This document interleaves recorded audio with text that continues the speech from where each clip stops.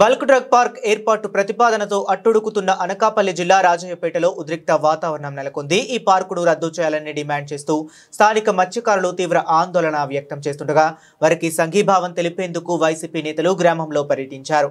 ఈ సందర్భంగా తమ గోడును విన్నవించిన మత్స్యకారుల మహిళలు ఎమ్మెల్సీ శాసన మండలి ప్రతిపక్ష నేత బొత్స సత్యనారాయణ ఎదుట తమ ఆవేదన వ్యక్తం చేశారు.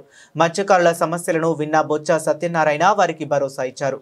త్వరలోనే మాజీ ముఖ్యమంత్రి జగన్ రాజయ్యపేటకు వస్తారని, పార్టీ మొత్తం మత్స్యకారులకు అండగా నిలుస్తుందని హామీ ఇచ్చారు. బల్క్ డ్రగ్ పార్కును వ్యతిరేకిస్తూ ప్రజలు సంఘ విద్రోహ శక్తుల ఈ నిర్బంధం ఎందుకు అని ప్రభుత్వాన్ని ప్రశ్నిస్తారు. వైసీపీ అధికారంలోకి వచ్చిన వెంటనే బల్క్ డ్రగ్ పార్కును రద్దు చేస్తుందని ఆయన స్పష్టం చేశారు. హోంమంత్రి అనితకు పాలన చేతకాకపోతే రాజకీయాల నుంచి తప్పుకోవాలని తీవ్ర స్థాయిలో విమర్శించారు. గ్రామస్తుల అభిప్రాయాలను జగన్ దృష్టికి తీసుకువెళ్తామని ఆయన తెలిపారు.